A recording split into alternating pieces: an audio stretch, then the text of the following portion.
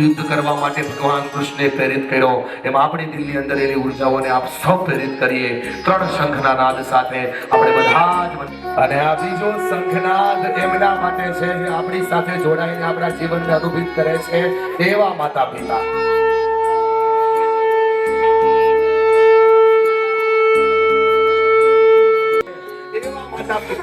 આ ત્રણેય શંખનાદના નાદને આપણા જીવનમાં સાર્થક કરતા જઈએ. ધીમે ધીમે ધીમે આપણી આંખોને ખોલીએ. હમણાં જેમ મનીષભાઈ 4 સૂત્રનું સંબોધન કર્યું, માતૃદેવો ભવ, પિતૃદેવો ભવ, અતિથિ દેવો ભવ, આચાર્ય દેવો ભવ, આ ઋગ્વેદની ઋચાઓ છે. આ કોઈ સામાન્ય સૂત્ર છે. બે હાથ ઊંચા કરીને મારી સાથે બધા જ જોડાશો. જેટલા પણ લોકો મને સાંભળી રહ્યા છે સાથે કરીશું.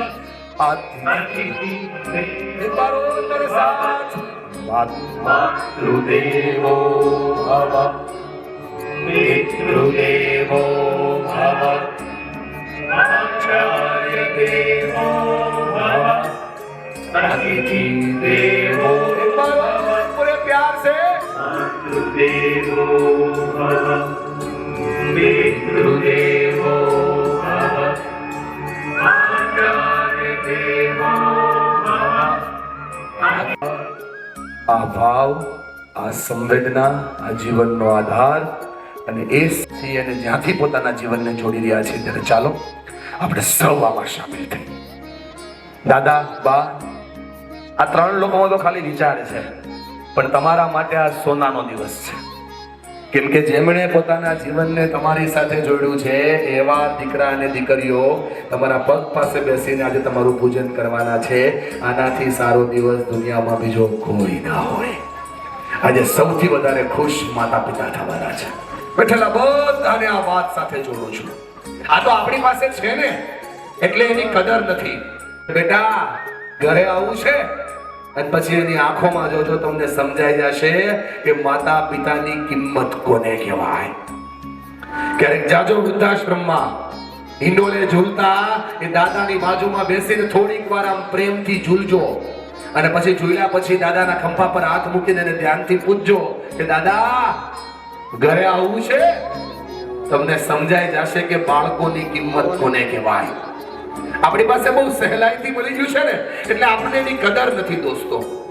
જો કદર થઈ જાય તો જીવન બની જાય. આ દુનિયામાં ઈશ્વરને આપણે જોયા નથી, ભગવાનને આપણે જોયા નથી, પણ જેણે આપણા માટે ઈશ્વરથી વિશેષ પોતાની સંવેદનાઓને વહેડાવી છે એ આપણા માતા પિતા છે.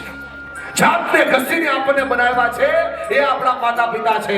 લોહીનું પાણી, હાડકાનું ખાતર કરીને આપણા સપનાઓ પૂરા કરવાનો જેણે આધાર બનાવ્યો છે એ આપણા માતા પિતા છે. જેમણે આપણા માટે જીવનને બનાવ્યું છે એ આપણા માતા પિતા છે. ચાલો આજે એમના પૂજન માટેની શરૂઆત કરીએ, એમના ભાવ માટેની શરૂઆત. આ તમારે માતા પિતાની આંખોમાં જે અત્યારે ભીની ભીની આંખોની અંદર જે આંસુ દેખાય છે એ તમારા માટે એમનો ને એમના માટે તમારો પ્યાર છે. આજે બેઠેલી બંને મમ્મીઓના ચહેરાની અંદર જે ઉર્જા દેખાય છે ને ભાઈબંધ, એ તમારા માટે એમનો પાર છે. પણ આ ચુકાઈ ગયો છે ને એટલે પાછો યાદ કરાવવા માટે કહું છું. સાંભળે છે ને વાલી બેન? ઓ બેન, અત્યારે જે મમ્મીના ચહેરામાં ચશ્મા પાછળ દેખાય છે ને એ તમારો પ્રેમ છે. જો આ મળી જાય તો જીવન બદલી જાય, આ મળી જાય તો તાકાત બદલી જાય. અને એટલા માટે ઘરના ઈશ્વરમાં સૌથી પહેલી કોઈ ઈશ્વર તત્વ હોય તો એ માં છે. માં. ભગવાન બધે જ પહોંચી નહોતા શકતા ને એટલા માટે સર્જન કરવાની તાકાત એને માને આપીને માને કીધું કે બનાવો, એવા વ્યક્તિઓ બનાવો, એવા લોકો બનાવો કે જીવન સાથે તમને જોડે. અને એટલા માટે આપણું સર્જન કરવાની તક આપણને કોઈ આપી તો એ આપણી માં છે. અણધાર્યા આવી પડે ઘટમાં જ્યારે ઘા, ત્યારે નાભીમાંથી શબ્દ નીકળે ને બસ એક જ જોને માં. માં એટલે વિશ્વનો આધાર, માં એટલે જનતાઓની ચેતના, માં એટલે જીવનનો સાર, માં એટલે ઉર્જાઓ સાથે જોડાયેલી એ પરંપરા જે આપણા જીવનને જોડે છે. આમ જો વ્યક્તિ એક બીમાર હોય અને આખો રસોડું બદલી નાખેલી તાકાત માં છે. સાંભળ્યા વગર જે સમજી જાય, બોલ્યા વગર જે અનુભવી જાય અને જોયા વગર જેને યાદ આવી જાય એ ઉર્જામાં છે. આપણે બહુ ફાસ્ટ યુગમાં છીએ ને, એટલે આપણે માને જોતા ભૂલી ગયા છીએ. એક બાપ બોલતા ન શીખવું હોય, એને કકો ના આવડતું હોય, એને બાળશ્રી ના આવડતી હોય, પણ આ જીવનમાં પહેલો શબ્દ એ બાળક કયો બોલે? માં. નાભીમાંથી નીકળી અને સાત આસમાન છીલી એ સિદ્ધ માહુદી પહોંચી જાય ને ભાઈબંધ, એ શબ્દ છે માં. એક ગાયનું વાછડું જન્મે, વાછડું કઈ બોલે નહીં, પણ વાછડું જન્મતા વેદ બોલે માં. આ એક શબ્દ છે કે જે લાગે છે નાનો, પણ આ એકાંકી અક્ષરની અંદર જો પ્રાર્થનાઓ ભરી જાય, ભગવાન મળે કે ના મળે, જો માને જપો ને તો ઈશ્વર ચોક્કસ મળે. આ તાકાત છે માં. પણ થોડી ઉર્જાઓ તૂટી ગઈ, થોડી અનુભૂતિ તૂટી ગઈ, એટલે માથી આપણે દૂર થયા. સમય બહુ ફાસ્ટ થઈ ગયો ને, એટલે આપણી પાસે સમય નથી રહ્યો. ચાલો ને આજે બેઠેલી માને ભગવાન તરીકે સ્વીકારી લઈએ. આજે બેઠેલી માને માં જ ઈશ્વર છે એ વાતથી સાકાર કરી લઈએ. હવે જ્યાં સુધી હું ના કહું ત્યાં સુધી તમારા લોકોને મારી સામે નથી જોવાનું. તમારે ખાલી મારો અવાજ સાંભળા કરવાનો છે. હું જ્યાં કહું ત્યાં તમારે જોવાનું છે. સામાન બધો સાઈડ ઉપર હટાવી દો, થોડા નજીક બેસી જાઓ. માના હાથમાં હાથ લઈ લો અને માના હાથમાં પણ તમારા હાથ તમારા બચ્ચાઓને આપી દો. થોડો સામાન હટાવી નજીક બેસી જાઓ. મેં ગુજરાતીમાં જ બોલું છું. થોડી તકલીફ પડશે મારી વાતોથી. મારી દવા છે ને આયુર્વેદિક હોય ભાઈ, નુકસાન જરાય નહીં કરે, ફાયદો તમારી તાસીર પ્રમાણે કરશે. બે હાથ આપી દો માના, બે હાથ પકડી લો તમે અને હાથમાં હાથ નાખી અને ખાલી માની આંખોમાં જોવાની શરૂઆત કરો.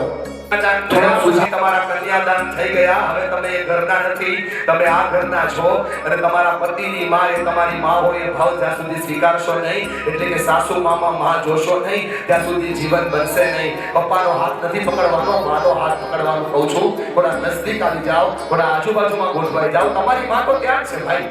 તો એ માં ખાલી મારી વાતને સાંભળો. સાંભળો છો ને માં શું કહું છું? ખાલી તમારી નજર તમારા છોકરાઓની આંખોમાં નાખો, બસ બીજું કઈ ના જોવો. નજર તમારી તમારા બાળકની હાથમાં અને સાઈડ કરી દો. ખાલી મારી આંખોમાં જોવા લાગો. આ આંખોમાં દુનિયા છે. આ આંખો એ આંખો છે સફળ થઈને એના માટે દુખતી હોવા છતાં જાગતી રહે છે. આ આંખોને જોવાનું ચૂકી ગયા ને ભાઈબંધ, એટલે ઉર્જાઓ ચુકાઈ ગઈ છે. ધ્યાનથી માની આંખોમાં જોવો અને આંખોમાં પહેલી વાર તમારા માટે ઉર્જા મળી રહી છે. દોસ્ત જોયા કરો, આજે આંખોને બહુ ધ્યાનથી જોયા કરો. આજુબાજુ ક્યાંય ના જુઓ, માત્ર એ આંખોને જુઓ. બરાબર મારો હાથ મજબૂત પકડો, એવો હાથ પકડો કે મને એમ લાગે કે મારો છોકરો મારી હારે છે ભાઈ. એ આંખોમાં આંખો જોઈ અને ઉર્જાઓથી માને જોવાની શરૂઆત કરો. મોટા કરવો, મોટી વાત કરતા આપણે નાની લાગે એટલે ભૂલી જાય નહીં. આ દુનિયામાં જનનીની જોડ ક્યાંય ન મળે, કેમ કે જનની છે ને, જનની એ આપણા જીવતરનો આધાર છે.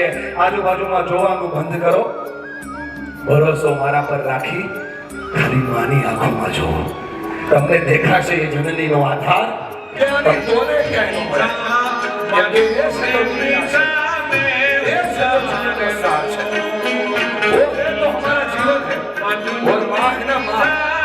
पूरा दुनिया हमारे साथ है. ये भावनाओं के साथ, संवेदनाओं के साथ जुड़िए.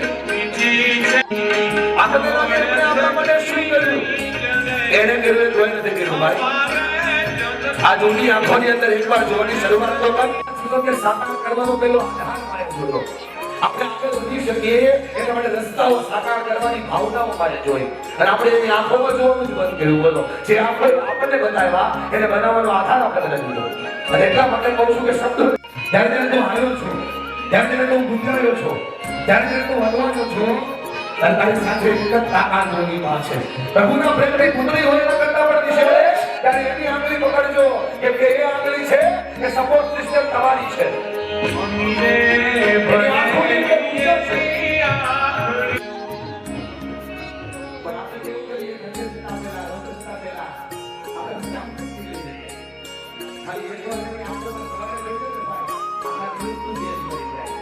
ઉજાસ સ્ત્રોતો વચ્ચેની આંખમાં જોવો. આંગળી પકડીને દુનિયા બતાવવાનો સાર પેલો કે તો ઈ માં છે. આપણે ખીચાના આવે તો બતાવું છગડો આપણની આંગળી છે. સપના એ કે મારા દીકરાઓ ખુશ રહે તો જગ્યાએ છોડેગા ને એના ખાલી એટલા સપના કે મારા દીકરા રાજી રહે. એની બીજી કોઈ સપના નહીં, બીજી કોઈ ચોઈસ નહીં. એક જ ચોઈસ, એક જ સપના. ચેતનાઓને જોઈ ઉમ્મીદને જોઈ આશાને જેમ ભાવ બતાવે. આપણને કેવું થાય? આપણે બે ભાઈઓ હોય ને એટલે આપણને એમ થાય કે માં એકને વધારે પ્રેમ કરે છે, બીજાને ઓછો કરે છે. એવું ના હોય ભાઈ. ત્યાં બેઠા છો ત્યાંથી માત્ર મારી આંખોમાં જોવો. તમને દેખાશે કે શું છૂટી ગયું છે. બે હાથ જોડો એની સામે. જે બેઠેલી જનતા છે એની સામે જેમ ભગવાનની સામે હાથ જોડતા હોય એમ બે હાથ આની સામે બે હાથ જોડીને પ્રાર્થના કરીએ છીએ, આ ભૂલોને માફ કરજે માં, માફ કરજે આ ભૂલોને. અને આજથી અમારા ઘરની ભગવાન થઈને રહે છે. મૂર્તિમાન રૂપે આજ માં મળ્યું હોય અને માનું આપણે ભાવથી પૂજન કરતા હોઈએ તો સ્વીકારી લો કે ઘરમાં બેઠેલી એ માં આપણી ઈશ્વર છે. નમસ્કાર કરો અને એ જ પ્રેમ સાથે સ્વીકારો કે માં તારામાં જ ભગવાન છે. માં માટે તો કવિતાઓ લખાણી, પુસ્તકો લખવાના, વાર્તાઓ લખાણી, છપાવડાઓ લખાણા, મોટા મોટા અધ્યાયો લખવાના, પણ પપ્પા માટે કોઈ કાંઈ આખરે બાપ છે યાર.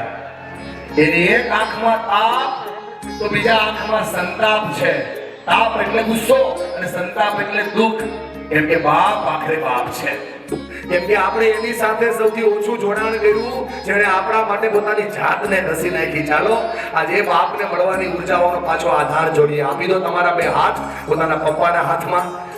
અહીંયા ત્યાં ક્યાં ના જુઓ, નજદીક બેસી જાઓ, નજદીક. અહીંયા ત્યાં કાંઈ ના જુઓ, બાપની નજદીક જતા રહો ભાઈજી. થોડા નજદીક સામાન સે બટા દો, નજદીક જાકે હાથ પકડી લો પપ્પાનો. બે નજીક જતો રે, ફૂલ સાઈડ કરી દે. ફૂલ તો કોઈ દુનિયામાં પણ જેટલા પણ પપ્પા બેઠા છે એ બધાને કહું દુનિયાને જોવાનું છોડી દો, આ સંતાનોને જોઈ લો. આ તમારા જે ઘરની તાકાત છે એને જોઈ લો. એક ખંભા પર નહીં હોય હાજરી આપતો હશે અને ન્યાય નહીં હોય તો આંગળી ઉપર હશે અને આંગળી ઉપર નહીં હોય તો ચેક કરજો.